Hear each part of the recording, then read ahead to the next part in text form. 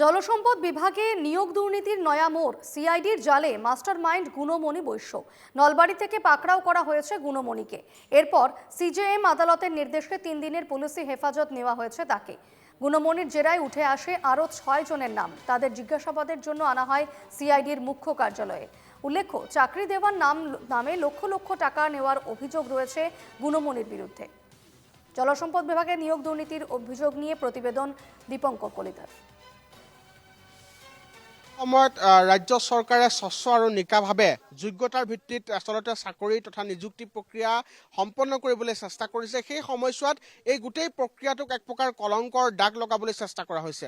2025 চনত প্ৰথমবাৰৰ বাবে এই গোটেই জলসম্পদ বিভাগৰ নিযুক্তিৰ নামত যি ধৰণৰ এটা আচলতে প্ৰবঞ্চনা চক্ৰই লাখ লাখ টকা লুণ্ঠন কৰিছিল, এই গোটেই বিষয়টো পোহৰলৈ আহিছিল।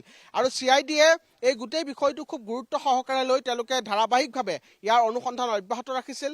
2025 চনত অৰ্থাৎ যোৱা বৰ্ষতো এই গোটেই ঘটনাটোৰ লগত জড়িত কেইবাজনকো আচলতে গ্ৰেপ্তাৰ কৰিছিল CID। আৰু পৰৱৰ্তী পৰ্যায়ত অতি শেহতীয়াভাৱে দেখিবলৈ পোৱা গৈছে কালি নলবাৰীৰ পৰা এই গোটেই প্ৰবঞ্চনা চক্ৰটোৰ মূল যিজন মাষ্টাৰ মাইণ্ড গুণমণি বৈশ্যক ইতিমধ্যে CIDয়ে গ্ৰেপ্তাৰ কৰিছে। আৰু গুণমণি বৈশ্যক জেৰা চলোৱাৰ পিছতেই আন 6 জন আচলতে অভিযুক্তৰ নাম পোহৰলৈ আহে আৰু তেওঁলোককো ইতিমধ্যে CIDয়ে জেৰা কৰি মোৰ পিছফালে থকা এই যি আচলতে উলুবাৰীস্থিত CIDৰ যি মুখ্য কাৰ্যালয়ত বৰ্তমান তেওঁলোকক ইয়াত ৰখা হৈছে। আৰু CIDৰ আৰক্ষী থানাৰ লকআপত এই মুহূৰ্তত এই 7 অভিযুক্তক ৰখা হৈছে। কিন্তু লক্ষণীয় কথাটো হ'ল যে চৰকাৰে যিটো সময়ত কৈ আছে যে এতিয়া ধন দি আচলতে চাকৰি লোৱা বা টকা দি চাকৰি লোৱাৰ সেই দিন উকলিল। এতিয়া কেৱল নিজৰ যিটো যোগ্যতা, সেই যোগ্যতাৰ ভিত্তিতহে এতিয়া চাকৰি পাব পাৰি।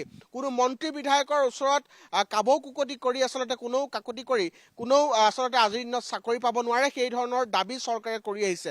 কিন্তু এই গোটেই চৰকাৰৰ দাবীক এক ভুল প্ৰতীয়মান কৰিবলৈ চেষ্টা কৰিছে এই চক্ৰটোৱে। গতিকে অতি শেহতীয়াভাৱে এইটো আটাইতকৈ অসম আৰক্ষী তথা CIDৰ বৃহৎ সফলতা যে এই ধৰণৰ জলসম্পদ বিভাগৰ চাকৰি দিয়াৰ নামত যি ধৰণৰ এটা প্ৰবঞ্চনা চক্ৰ বা দালাল চক্ৰ এই গোটেই কাৰবাৰটো কৰিছিল, য'ত জলসম্পদ বিভাগৰ চাকৰি প্ৰত্যাশী যিসকল প্ৰাৰ্থী আছে সেই প্ৰাৰ্থীসকলক তেওঁলোকে টাৰ্গেট কৰিছিল।